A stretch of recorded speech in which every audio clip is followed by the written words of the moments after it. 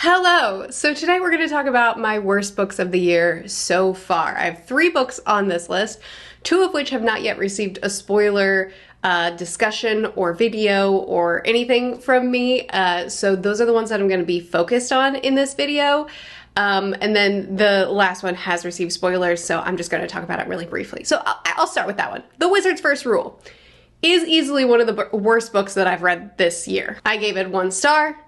I think I spent like 45 minutes ranting about it, doing a reading vlog, reading through it, discussing it, really just not liking it. So I won't go into it all again here because that would feel repetitive, and this video is for spoiler talking about the books that I really didn't like. So I'll link the video for this one. And if you would like to hear me talk about it, there you go. Now let's talk about the other 2 books that I hated this year. 1, Assistant to the Villain. My understanding of this book is that it is a it was originally a series of TikTok skits of like, what if I was the assistant to a villain? And then she just like does these very over the top skits of an assistant walking in on the villain, like torturing or killing or something, but then he's also super hot, so she's also kind of into him. And then I think a publisher reached out to her and said, what if we made it a book? And so she wrote the book.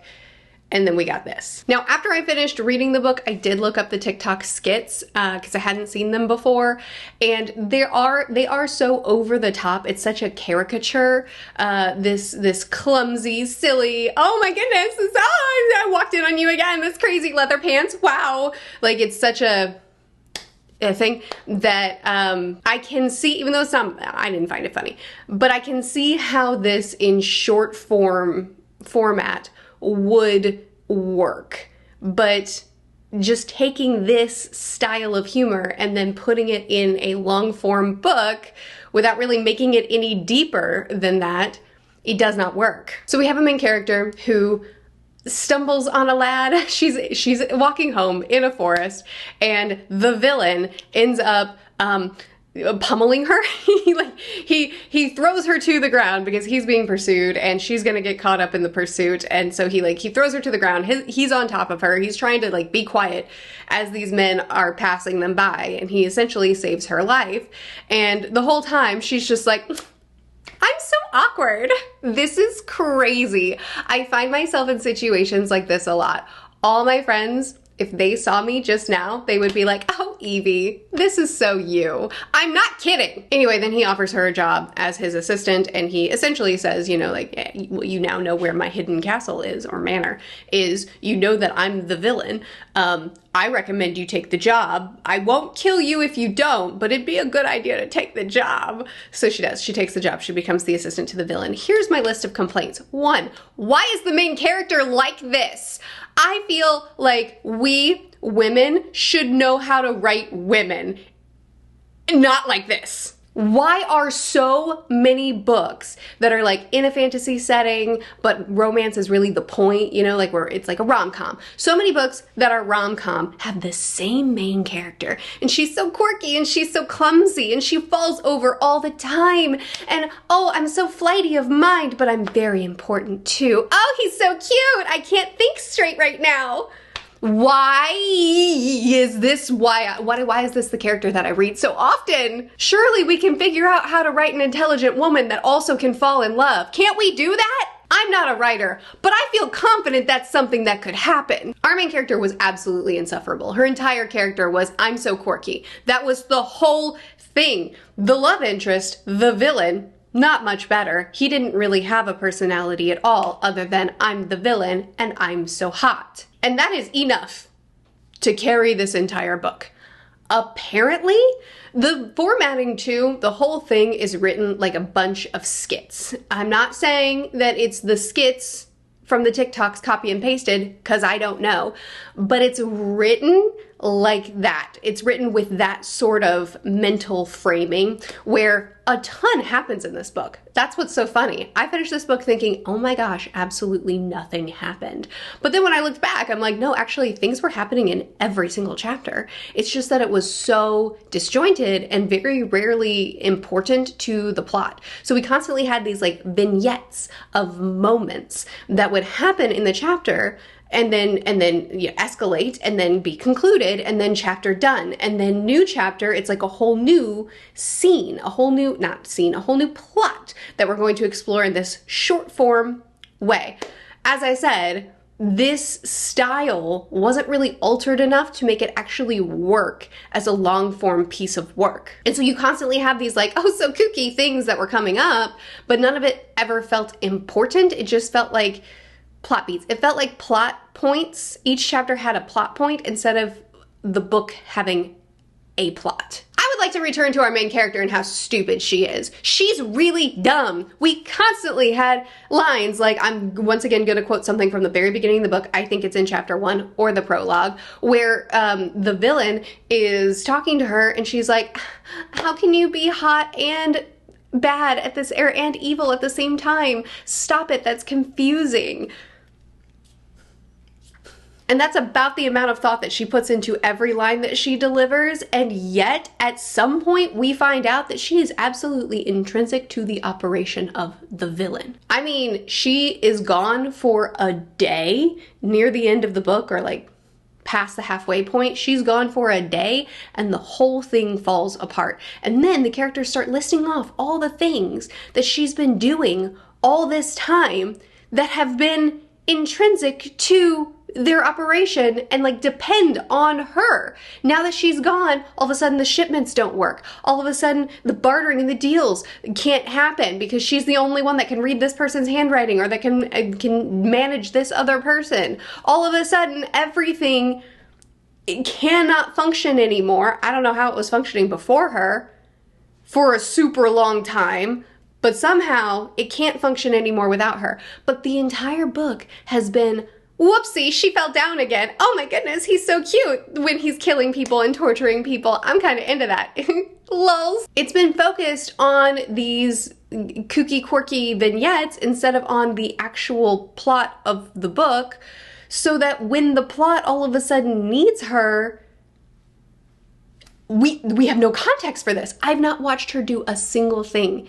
I have not watched her live her life on the job. Like this is pitched as a villain to lover romance. It's super not. They're into each other from the prologue. Like it is a love at first sight book. There's no villain or there's no enemy to lovers whatsoever. It's more like an office romance, but the office side of it isn't written. And so when the plot needs the office side of it and it tries to convince us that she's essential for the plot, we have spent zero time actually building that out. And so when all of a sudden we're being told all the things that she's been doing and must continue doing in order for this operation to function, I'm like, where? When? I haven't seen any of that. That might have been interesting. This book fails to deliver on its promise. If you read the back description of the book, it talks about, well, first of all, it pretends that there was a job listing, one that sounds kind of interesting. It would have been cool to see her apply for that and see what that would have looked like. No, it never happened. That's not real. It shows in the map on the inside of the ebook, it shows a list of to-dos that she has to do in order to help the villain in his villainous things. No, didn't happen. None of it.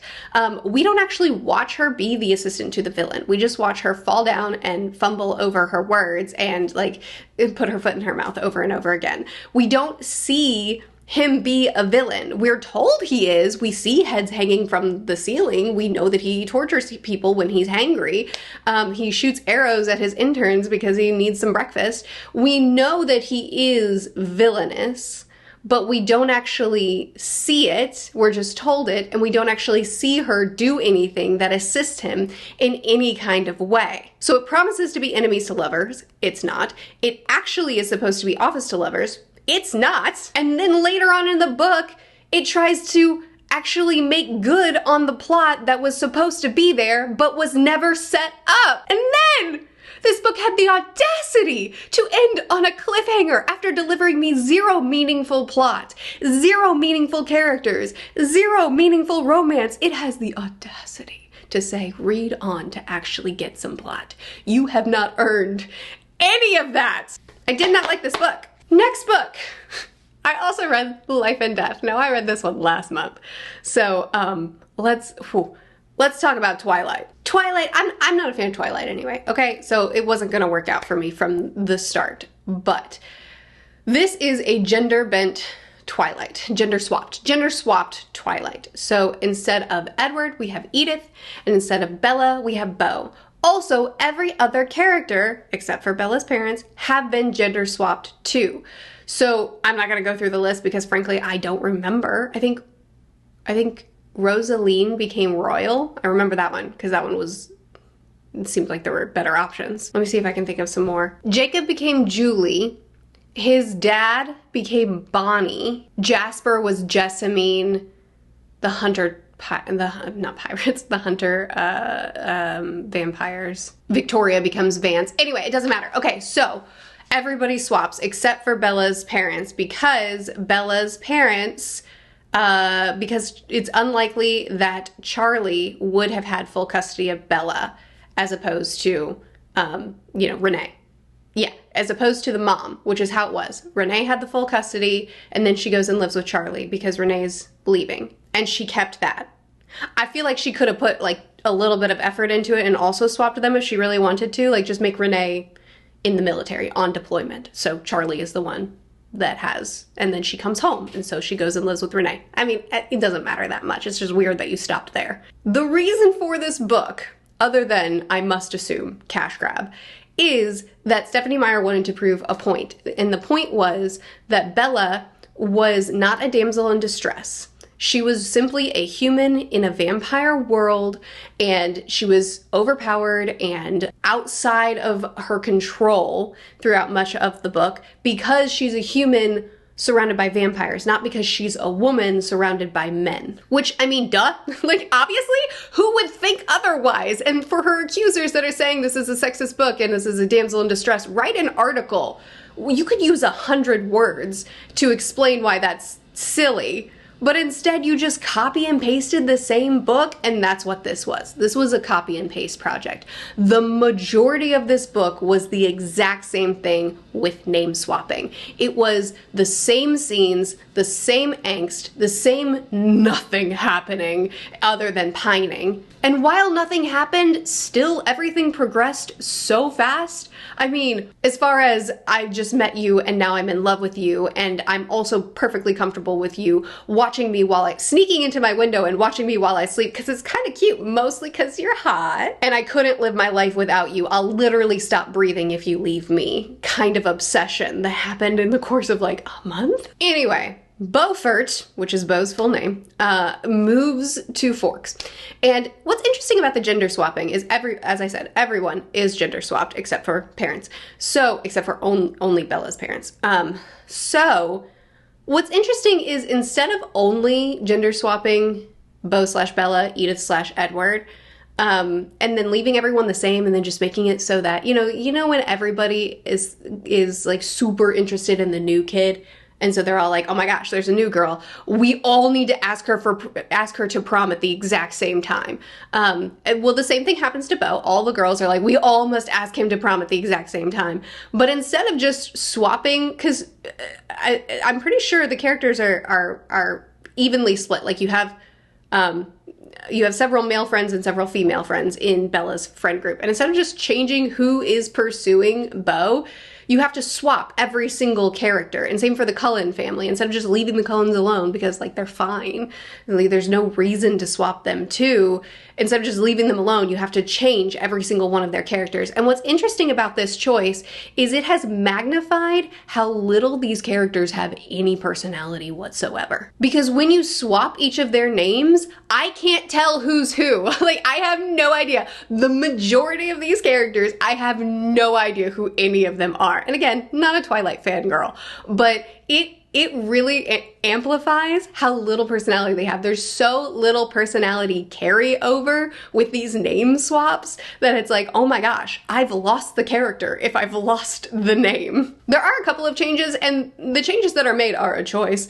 One is, so there's a scene where Bella is, there's an attempted sexual assault in an alleyway that Edward saves her from, and this is swapped for Bo he like bumps someone in the airport on his way to Forks, and then that's later paid off by those same people seeing Bo when he goes on a walk, and they're like, I'm gonna kill you because you're associated with a cop and maybe you're a cop too, so you're gonna die. Which is an interesting choice in a book where you're trying to prove that Bella's not a damsel in distress, and yet in one of the only situations where her life is truly in danger, not like, you know, in theory in danger around the vampires, although there are some vampires that do actually put her life in danger later on.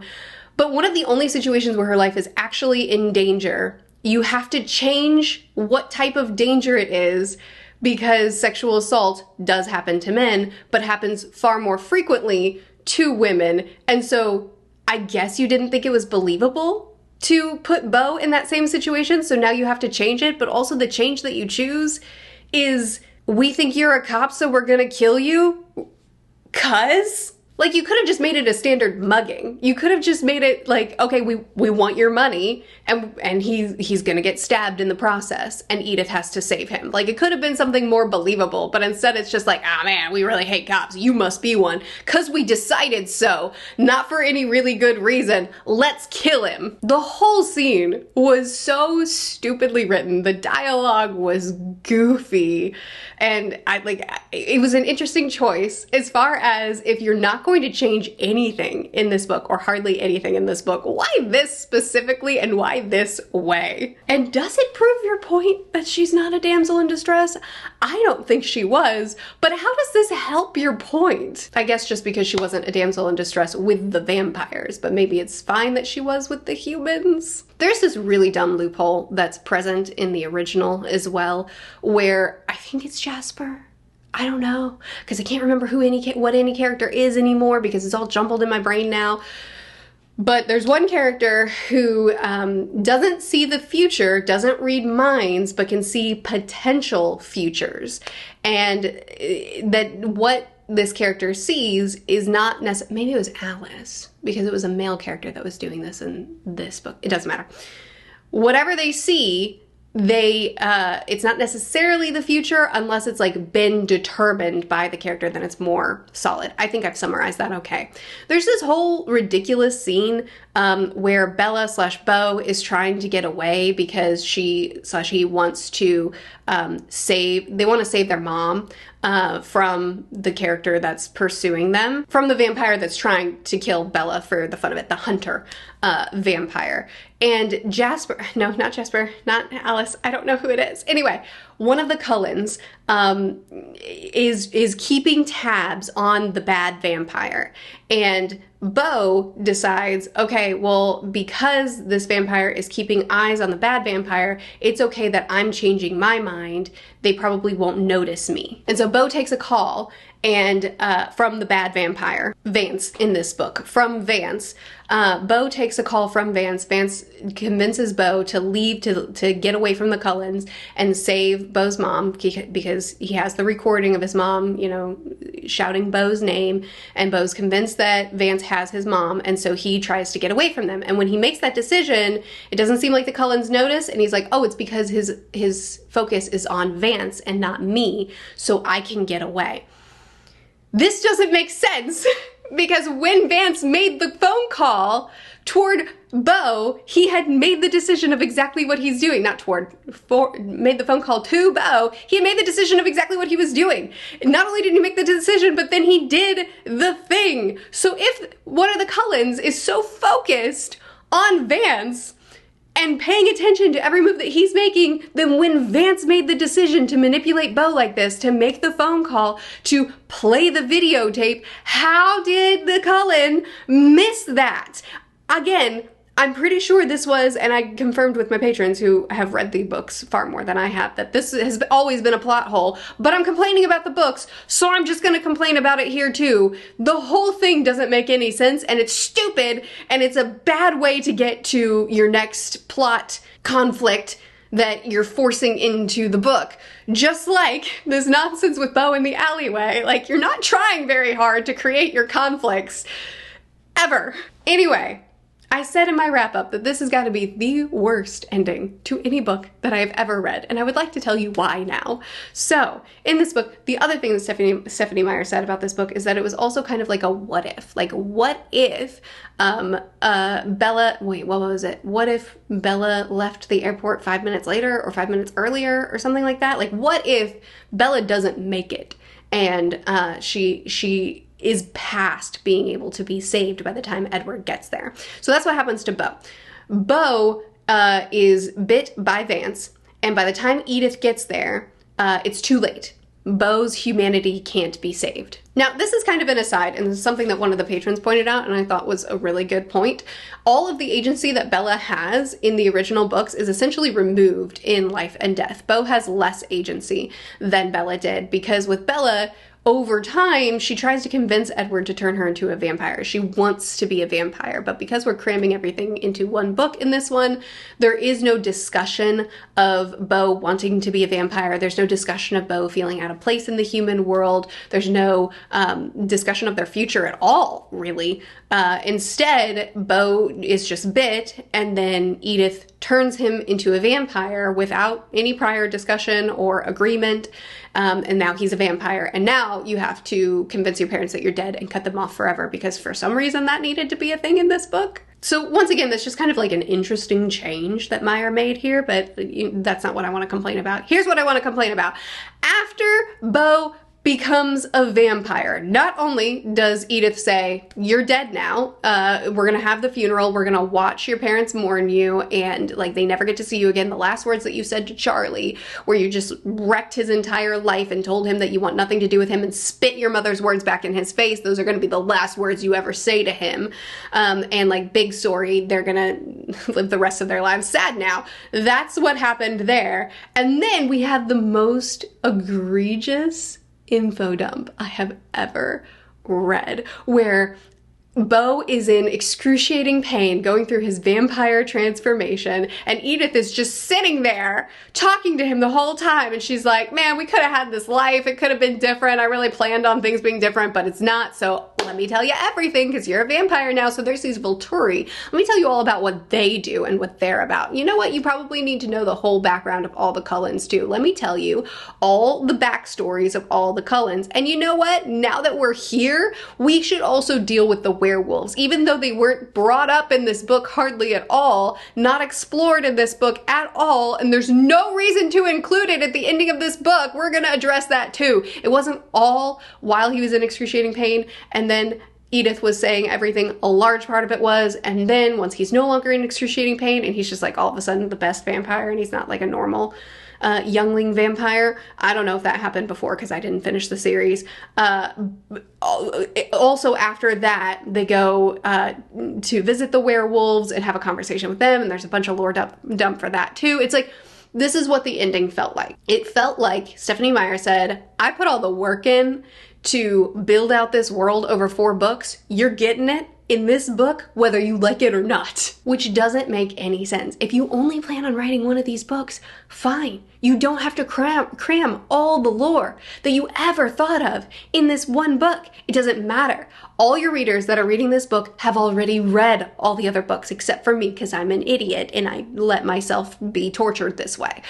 Everyone else already knows all the lore, so you don't have to throw it in, all of it in this book. It's okay to say, this is what's relevant to this book, so this is the lore that I'll put at the end of the book to give it some sort of conclusion, and everything that doesn't matter doesn't have to be said right now. Just throw in a line of Edith saying there's so much more for us to discuss and explore, and for you to realize as we live the rest of our lives together. Not lives, undeadness together. But instead, she just went full fire hose. It was the worst info dump, and because I haven't actually read the other books, so I don't know this lore, I can't just like rest on all the knowledge and context that I already have. Instead, it's just an onslaught of boring information with no context around it. So make a choice, Meyer. Either choose, I assume that everyone already knows everything, so I don't have to just throw it all at them a second time, or it's possible that I have people that won't already know my world building, so let's just make this reasonable for the people that will be reading it. Like, make a choice and then cater to whatever choice you're making. But instead you were just like, nah, it's just all getting thrown in there. And I don't care if it's written well. I just need it to be there. It was an unsatisfying book. Terrible character writing. Stupid, boring plot. The whole purpose of the book, which is to prove that Bella is not a damsel in distress, could have been an essay. I can't imagine you needed very many words to prove, like, obviously her peril is because she's a human among vampires. Like, but you certainly, in order to prove this point, did not need to copy and paste. I feel confident about that. Okay, those are the worst books of the year. Those are the books that I really didn't like. 3 books that I gave 1 star this year, and those are the 3 books. Now, granted, for Assistant to the Villain, I messed up my editing, and I put it, the graphic showed 2.5 stars instead of 1.5 stars, which my patrons roasted me for. So just to clarify, in case on the off chance anyone remembers that, all of these are 1-star books, and I am right in giving them those. If you enjoyed these books and you want to talk to me about them from your perspective, I would love to hear it in the comments. If you didn't like them and you want to rant some more, please do. If I've convinced you to pick one of these books up, somehow, let me know. Please chat with me more in the comments. I'll see you again soon. Bye.